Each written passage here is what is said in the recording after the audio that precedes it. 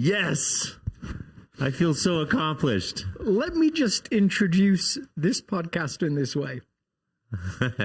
We usually have 5 minutes preparation for this podcast, and Aaron just used that to do his expenses. So if we sound unprepared... Beer on the show, evidently. No, this is Henry Reinhardt's root beer. So, no.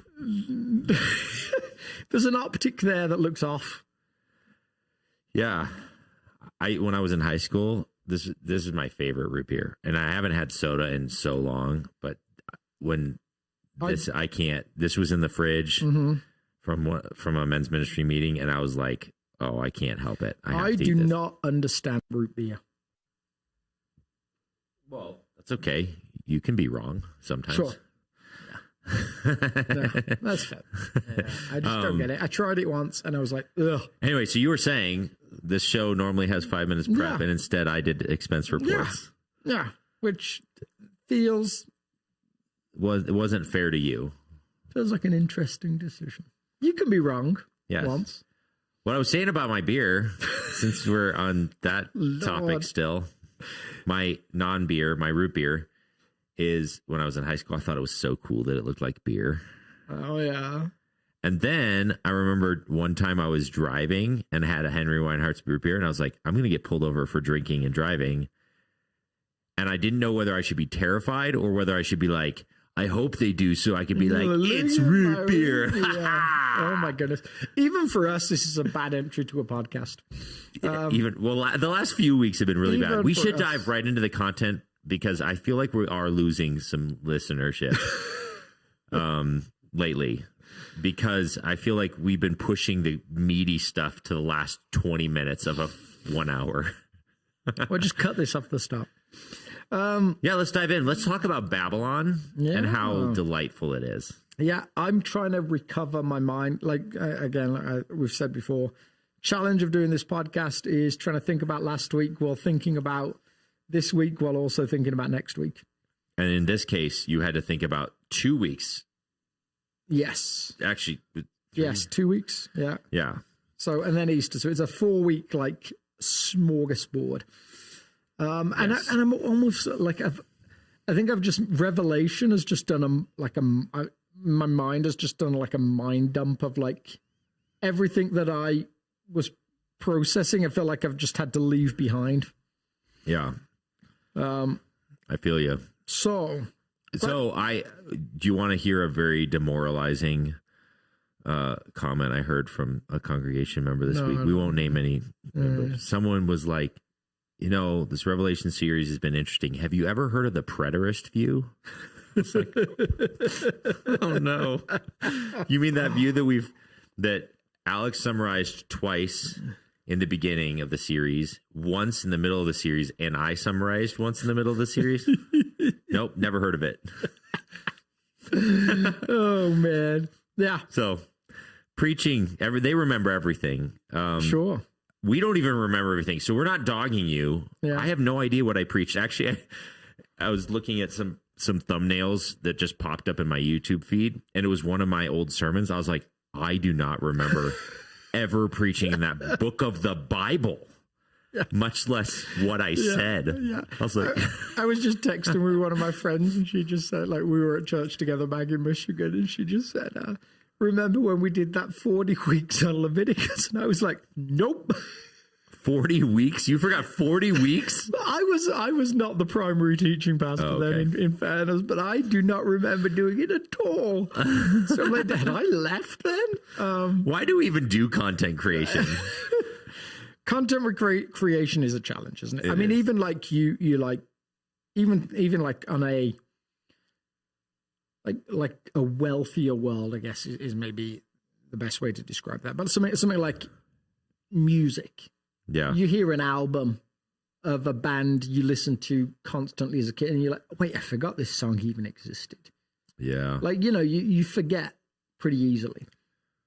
And you remember snippets. You remember feelings about how you felt listening to it a lot of the time. And you remember like key things that stand out. You remember stories. Yeah. I think there's a reason Jesus told stories, probably. Yep. But I think that the interesting thing with content is it can still bring transformation after you've if you don't remember, after you've forgotten what you thought you learned. And this is why the concept of mimesis is so fascinating to me right now. Who would have thought it? Aaron would talk about mimesis again. Tell us about mimesis for the. I mean, it's that concept that stories can be truer than true. They can span time and culture. Yeah, some stories have such intrinsic power that they literally can transform you subconsciously. Do you remember my organ transplant story?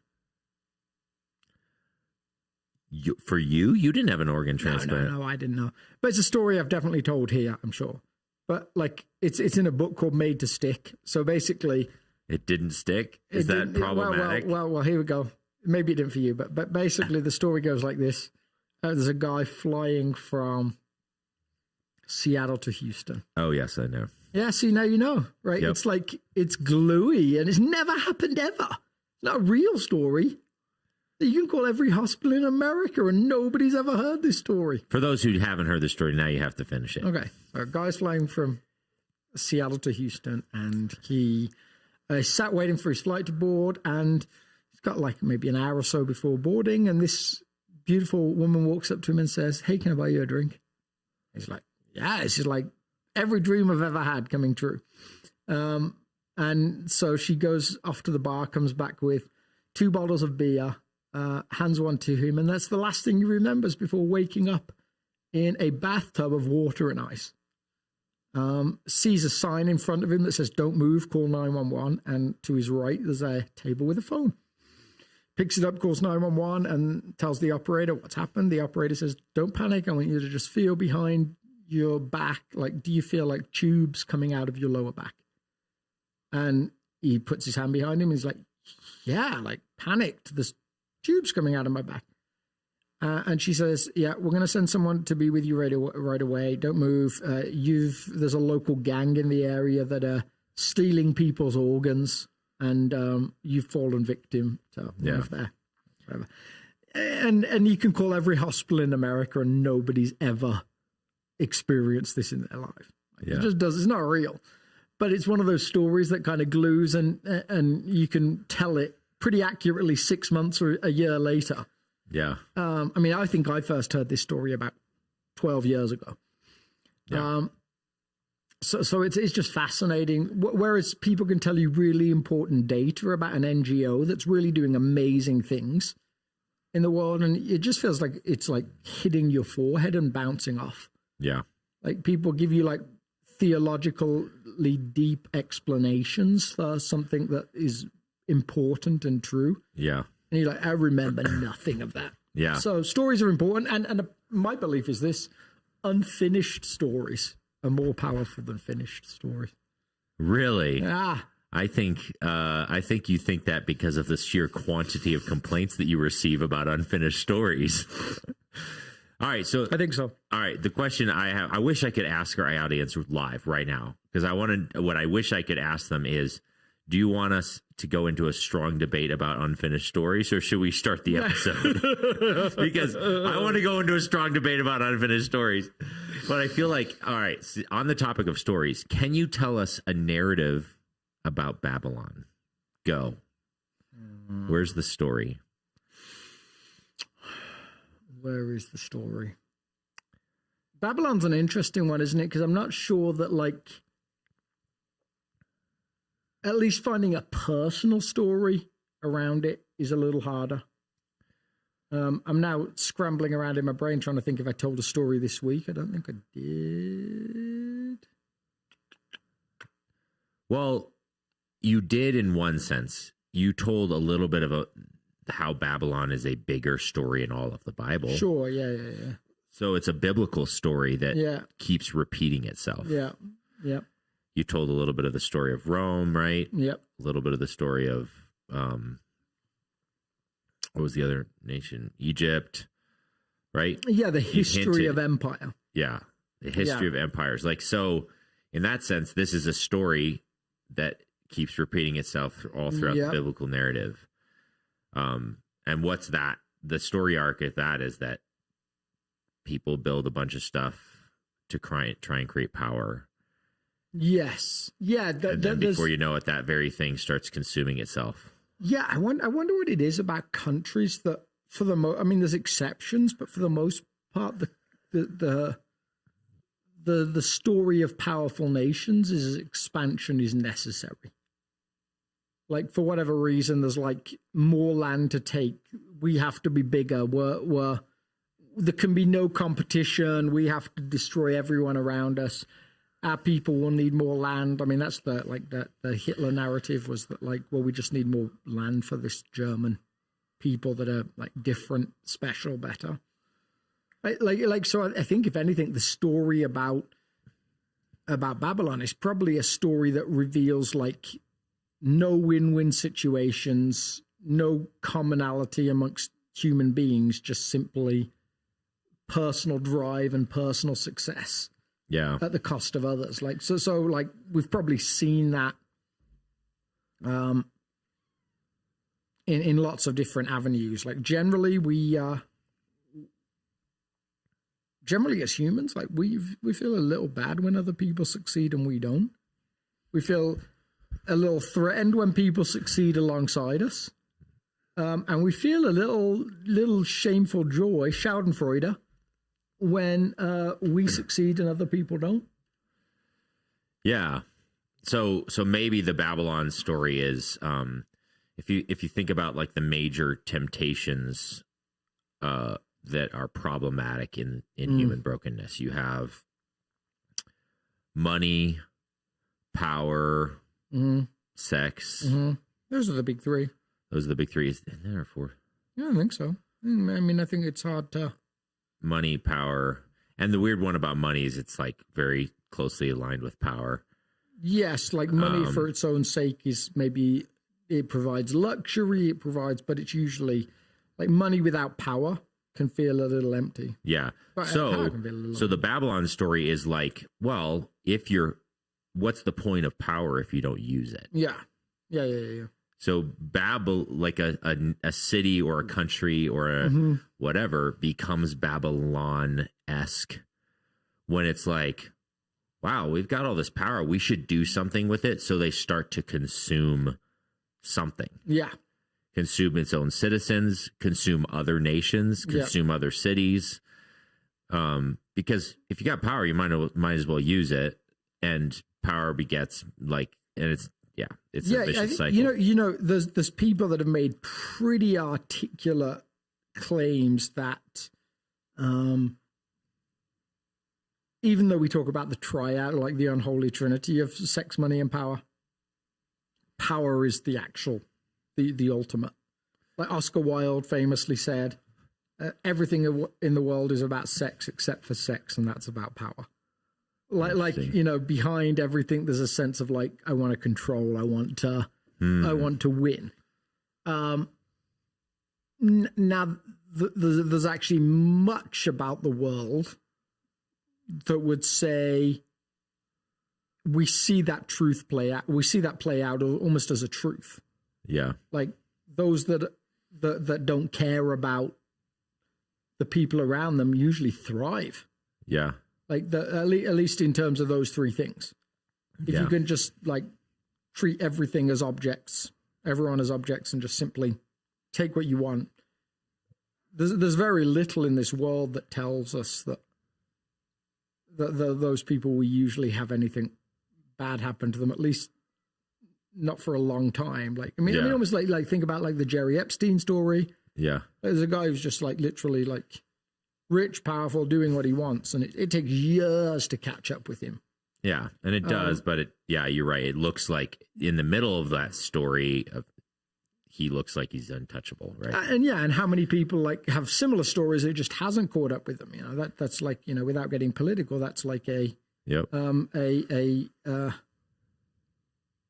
struggle that people have seen with the like how the world works. Like if you read that narrative, and you could put another name there, but like according to what we know, he apparently was involved in trafficking to nobody. Like nobody else has had anything happen to them. So like, you know, there's a whole like system of like, that's unknown to most of us that live ordinary lives. Now, the hard part there is like what it tells us about humanity. And what it tells us is like the Frederick Buechner, like he has a brilliant equation for this, is that there's a lot about the world that would simply say to us that the universe doesn't care whether we sink or swim. Like, yeah, if we're here, like kind of like on this, like uses this ocean metaphor, like the rich and powerful countries historically, perhaps people as well might be included, that have usually left a trail of injured people in their wake. And it seems like there's no justice for that. And that's like some of the question of Ecclesiastes, some of the question like of the Proverbs, like this is a struggle for the writer there. Like I've seen the rich get more rich, I've seen the powerful get more powerful, I've seen injustice after injustice, and there seems like there's no justice in the world. Yeah. So that's like some of the struggle that we see with like with Babylon. Like, what's the consequence of this? And even when a bully takes the place of another bully, they never lay down the power and the privilege. They always just continue to. Yeah, which is what's so sadistic and enchanting about power and Babylon-ness is that, yeah, like a sense of justice and maybe a sense of self-righteousness even, or whatever you want to, even maybe a sense of righteousness and justice might drive one nation to take over a bully. Yeah. And then once they're in the seat of power, well, I'm not going to, like, it was a lot of work to overthrow that bully. Yeah. I should definitely sit on this throne. Yeah. And it's almost impossible for them to not then eventually wield the same power. Yes. For evil. So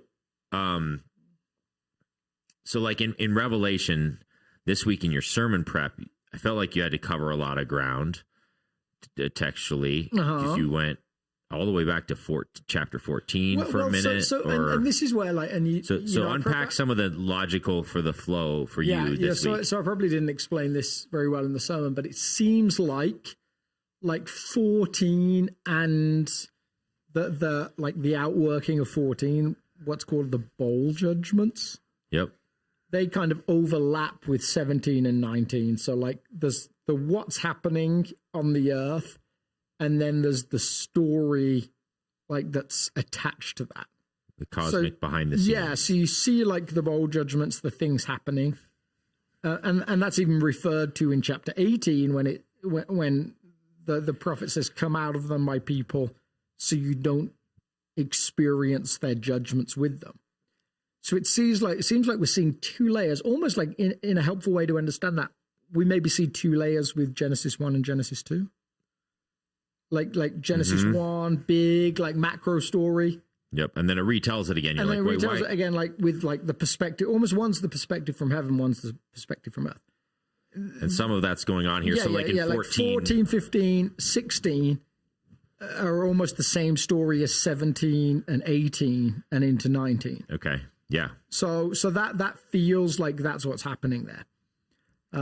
So you kind of like trying. And there's some of that same like dual thing happens with like the dragon and the beast. There's like a cosmic dragon that gives its power to this other thing. Yeah. So there's these almost reflecting images. These. And the goal of the series was really for people to be able to read it and see these big images that catch our attention. Like if you wanted to explain every detail of Revelation, 1, can't be done. Can't be done. 2, to attempt it is terrifying probably series. Like a 3-year series where the church has no people in it. Yeah, by the end, it's just Alex and I sitting at the red couch. Yeah, and Alex has probably been fired for poor choices, so he's probably off somewhere else. And like this, like it's just that actually sounds so exciting to me. Let's do it. So what? Me getting fired? No, brilliant. No. I mean like. The 3-year series in Revelation. I loved it, man. I loved it. It does not sound exciting to you. You'd not like 3 years in Revelation. 3 years in the Sermon on the Mount, sure. 3 years in Revelation? Oof. I think the reason I say that is Revelation is like Genesis to me. It's the gateway drug to the entire Bible. So I feel like that way about Revelation 2021, 22. Yeah, fair enough. All right, you're right. So then, how about like 6 months in Revelation 1 through, 19 verse whatever, and then 2 more years on. Yeah, it would feel easier for me to do a 3-year series on Genesis 1 through 4 and Revelation 20 through 22. That sounds like a fun series. Like the bookends of the whole Bible. Yeah, basically the Bible if there was no sin. Like a short pamphlet. Which just you open the pamphlet and it says, this is not real anymore. Yeah. Good luck in the reality. I mean, that's the like. All right. Sorry, I derailed you. So 14, 15. So you're reading this and it does feel like this secondary telling, one telling from one perspective, another telling of the same activities from you perspective. might say this, that the first part is the story that's happening. And the second part is the story behind the story. The motivations, the cosmic behind this curtain. Yes. Yeah. So if you have a play on the stage. Yeah. 14 through, what was it? 14 through 16, roughly. 8 through 16. Yeah, 14 through 16 is like the play that happens on the stage. Yeah. And then the next movement is like all of the stage set hands behind the curtains, and trying to and the director and like how did they make that magical thing come alive on the platform and all that stuff. Yeah, so there's I like that illustration. There's that kind of that kind of story going on, which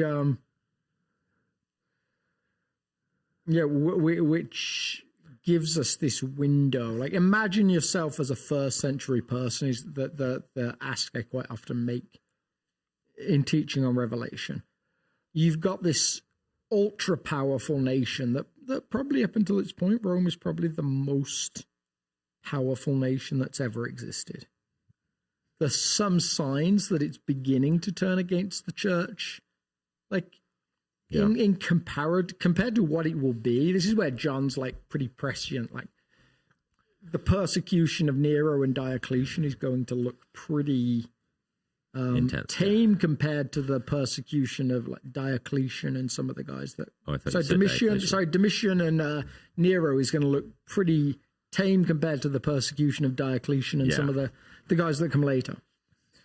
So you've got this ultra powerful nation that in the moment feels like you kind of almost have this sense of it's always been there and always like will America has always been there. Someone actually asked me the other day, they said, when you made that list of nations, did you think about putting America at the end of it?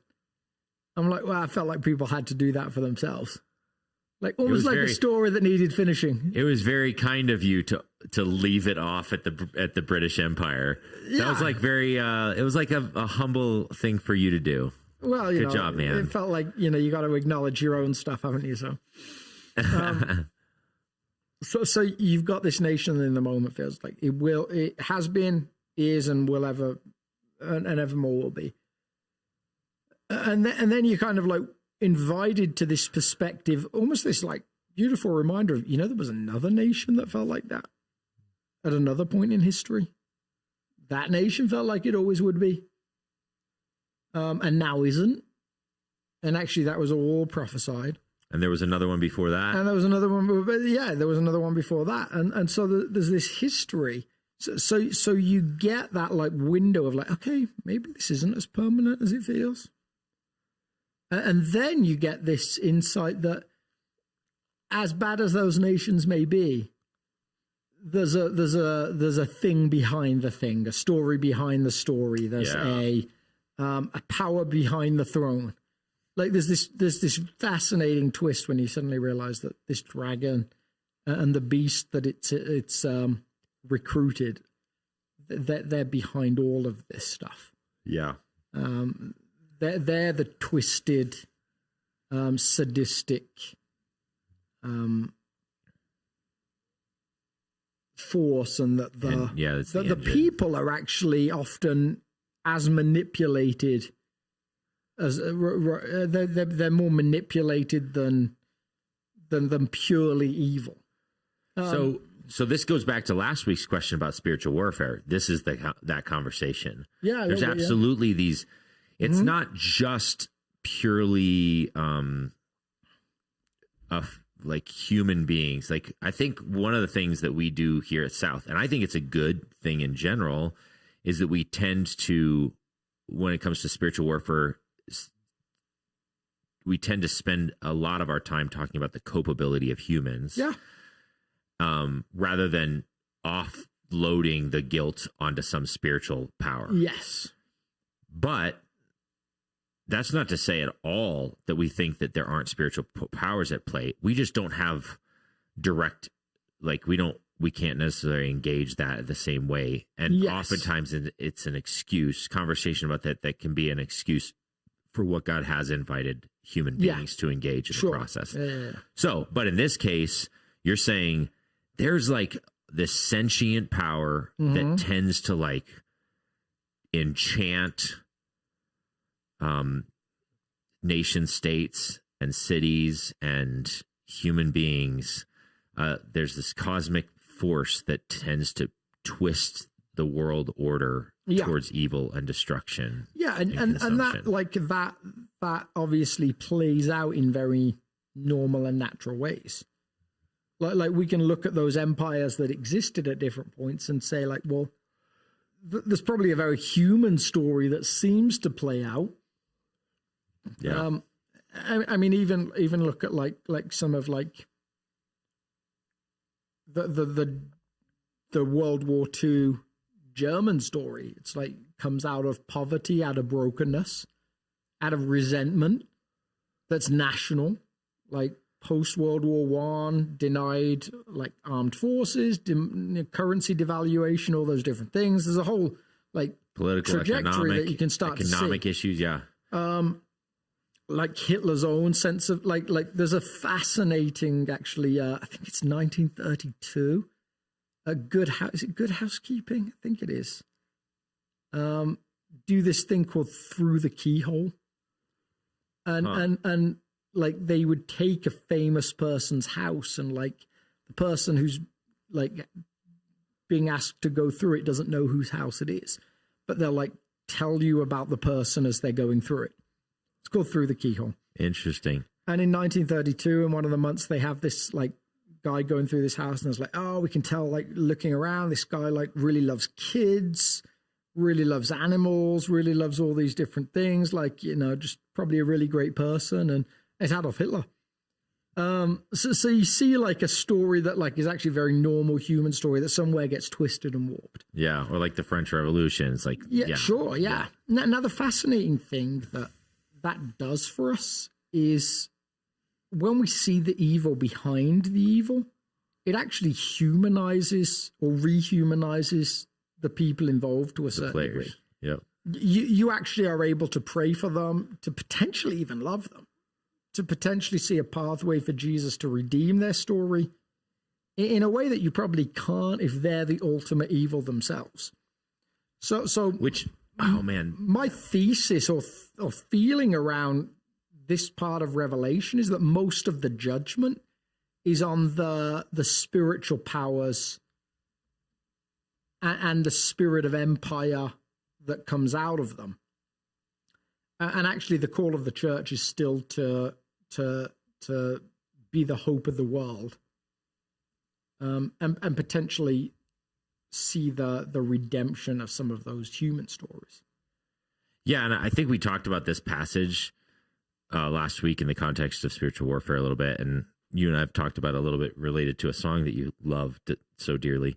But we won't get into that. We don't have time for that debate. But I feel like this passage, it's not going to go on the screen. Of course, because why would I be prepared to run a podcast show? Too busy doing your expenses? Yeah, that's right. There we go. All right, so finally be strong in the Lord and his mighty power. Put on the full armor of God so that you can take your stand against the devil's schemes. For our struggle is not against flesh and blood, but against the rulers and against the authorities and against the powers of this dark world and against the spiritual forces of evil in the heavenly realms. That sounds a lot like Revelation. Yeah. Therefore, put on your full armor. So that's the context. So, but I think what you're kind of saying is our struggle is not against flesh and blood. Like this is the weird, unique power that a follower of Jesus can have, a perspective where it says someone may even be committing heinous crimes against me, but there's a thing behind the thing. Well, this has been the story of the persecuted church, right? If you read like Richard Wurmbrand's experience in Romania, like the shock of his Soviet guards that he would love them and care for them and pray for them. It was actually a compelling narrative for them, some of them in their conversion story. They were amazed that someone could look a torturer in the eye and do it with love. Yeah. Because he was someone that saw the story behind the story.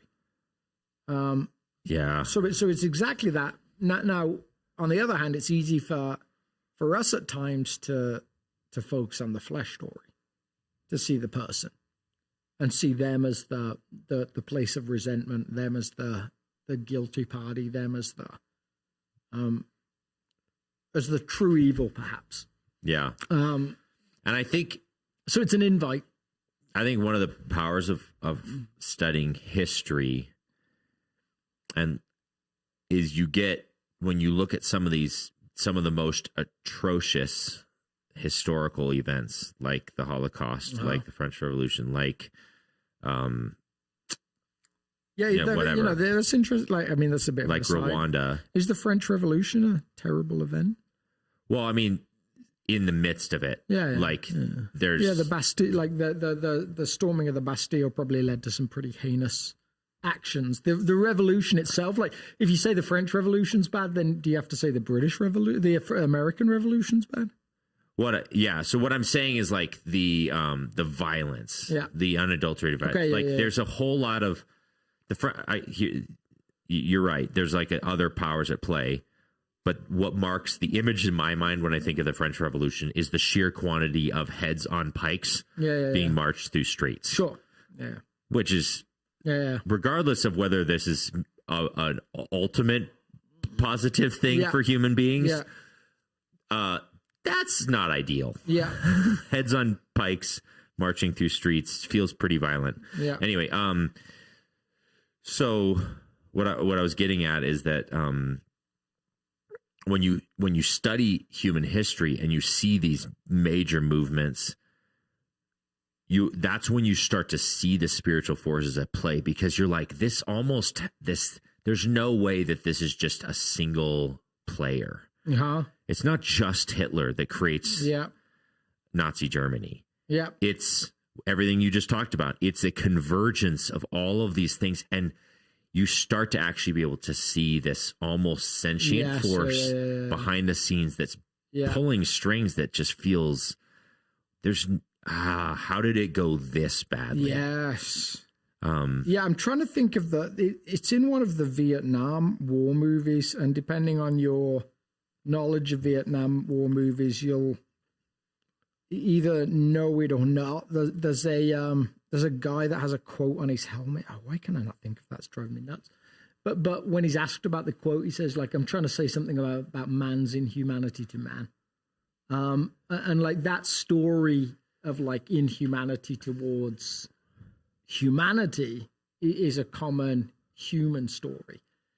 What's interesting there is like, and it kind of links to that idea of the French Revolution and whether the overall good justifies some of the evil.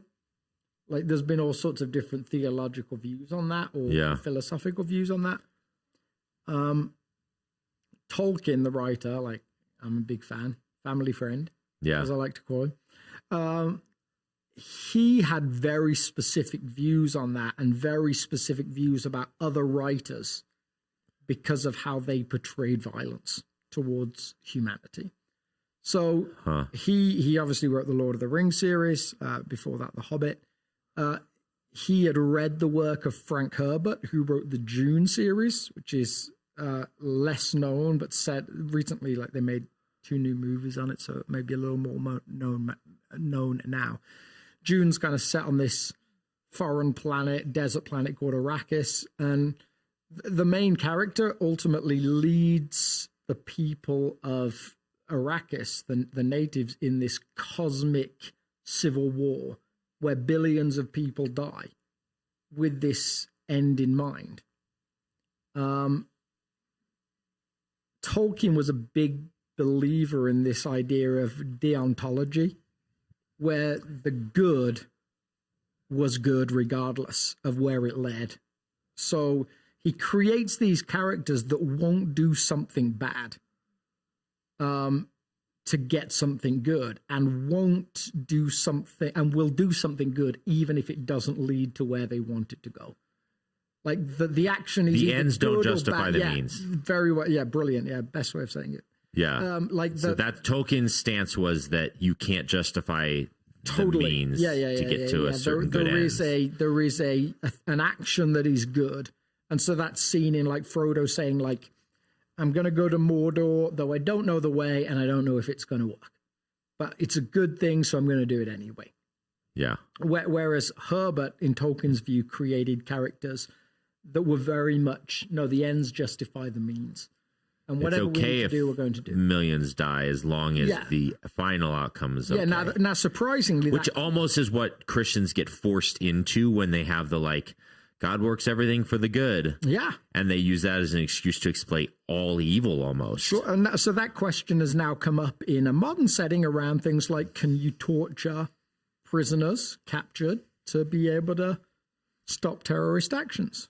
Like, and to what degree does a country lose its soul when it starts to act like the very people it's opposing? And like, this was the big... It's not a new conversation, it's an ancient conversation. Yeah, so like the theologian Bonhoeffer, he doesn't say it directly because it's pretty difficult for a writer to write directly against the powers he's fighting and not get killed immediately. Mm-hmm.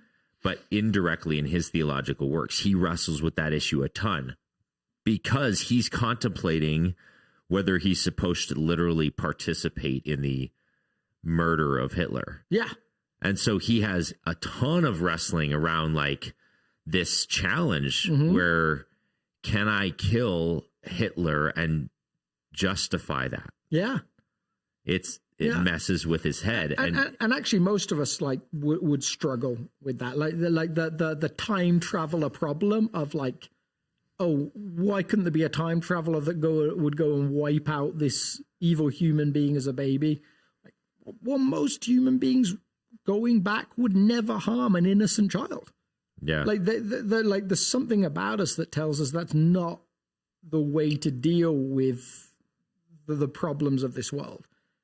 And that actually it's in line with Revelation. It's probably not about that child at all. It's about these forces that seek to do us harm behind the scenes, who are simply using and manipulating the resources available to them. So then one of the things you might be, I'm asking, are you suggesting that oftentimes we sense that we're at war with another human and in reality we aren't? Yeah. Then what do we do then? How, like at the cosmic level? Yeah. Okay, that's even less tangible. Yeah. It's one thing to think I can take out this bad guy, and I see them right there, and they're standing there, and they're doing really bad things. Interestingly, one of the questions that's been raised, and depending on your perspective, you might be asking one of two questions there. Are you talking about what should governments do, or what should Christians do? So, I mean, the bottom line is with a sermon and with this podcast, we want to figure out, given the text you preached on Babylon, seeing these cosmic powers at play. Yeah. Okay, great. Now what? What do we, how do we wage war with the cosmic powers? And perhaps, how do you not wage war with it? How do you choose? So the first 300 years of Christianity were pretty decidedly pacifist. The tendency was that to obey Jesus was to hear his command that he who lives by the sword will die by the sword, and to lay down arms. And that's a challenge. With physical human beings, yeah, but sure, I'm talking at the cosmic level. So then, great. So it's not the humans that's the ultimate end of evil. Well, what does it's the power behind it? What does the passage that you just read say? Yeah. I mean, it's probably got the answer, right? If it says, so our struggle is not against flesh and blood, but against the rulers and the powers and the authorities, against the powers in the darkness, spiritual forces. Therefore, put on the full armor of God, so that when the day of evil comes, you may be able to stand. Standing firm, then, with the belt of truth around your waist, with the breastplate of righteousness in your feet, fitted with the readiness that comes from the gospel of peace. In addition to all this, take up the shield of faith, which you can extinguish all the flaming arrows of evil. Take the helmet of salvation, the sword of the Spirit, which is the word of God, and pray in the Spirit on all occasions with all kinds of prayers and requests. With this in mind, be alert and always keeping on praying for all the Lord's people. So that seems to give a pretty good answer in terms of like what the posture of a Christian is. So we could go into each of these little elements. This represents that, and like the breastplate and the shoes and the gospel, and okay.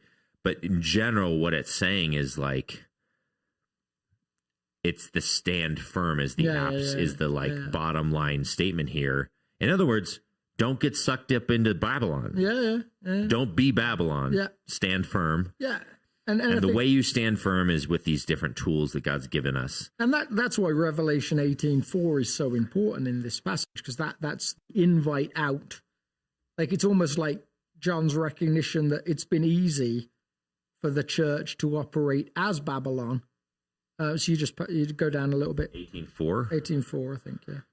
So 18:4 says, "Then I heard another voice from heaven say, 'Come out of her, my people, so that you will not share in her sins, so that you will not receive any of her plagues.'" Yeah.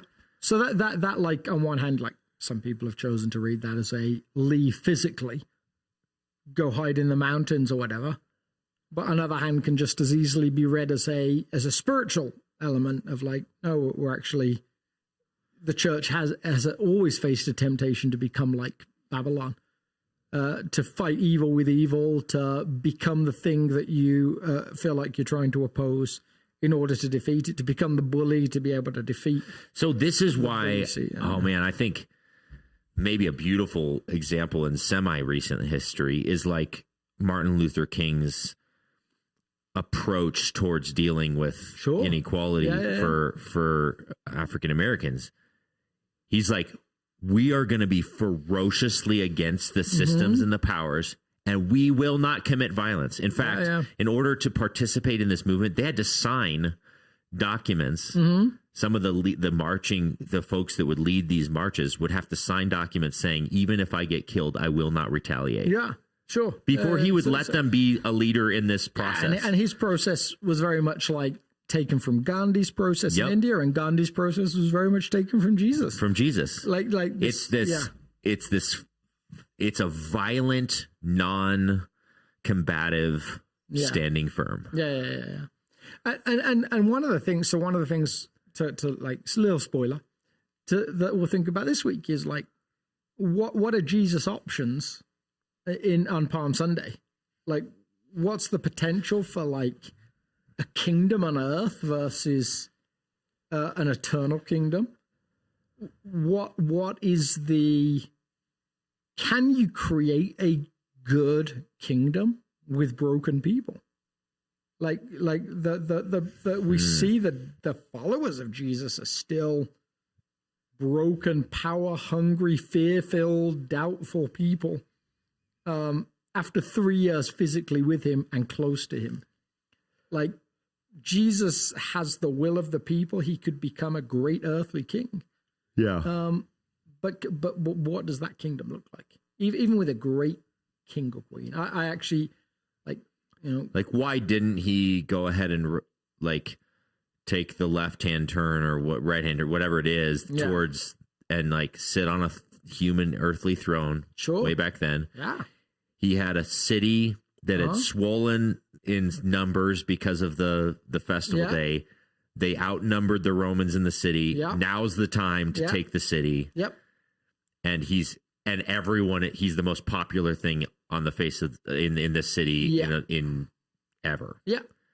So he's got anything he wants right at his fingertips, and he decides to turn towards the cross instead. Dethrone Babylon and create what? Could it be? Could you? I mean, that was the promise of the Messiah for the most part. Yeah, like, to create a new kingdom of Israel. And he instead he chooses a throne that looks a lot like a cross. Yeah. So like we're simply copying Jesus when we choose to fight the spiritual battle, not the physical.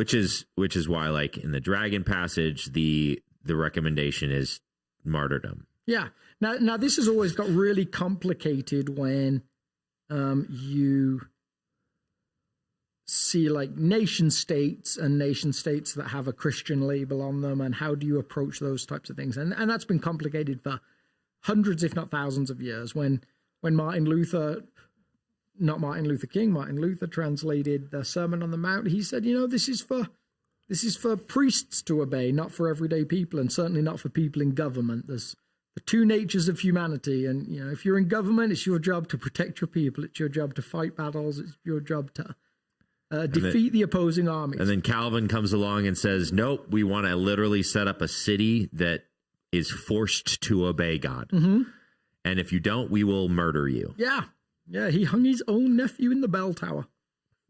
For blasphemy. So like these conversations have gone on for a couple of thousand years. And we're still probably getting it wrong. Well, and so the example of Jesus, or this figure in all of these stories, is this like shocking self-sacrifice? Mm-hmm. Yeah. So where is Jesus in the Babylon story this week? Well, this is where it does get particularly. Since we're revelation of Jesus, because Jesus is about to make an entrance in the verses right after. Yeah. We're totally going to give away everything for this coming Sunday if we go there, right? Sure. But spoiler alert. But ultimately, it seems like you can create a non-Babylon kingdom of people that are all willing to surrender to the true king. So ultimately, his picture is of a Babylon defeated, the spiritual power behind it defeated, the sinful people redeemed, and ultimately the end of the story is a good and forever kingdom with a good and forever king.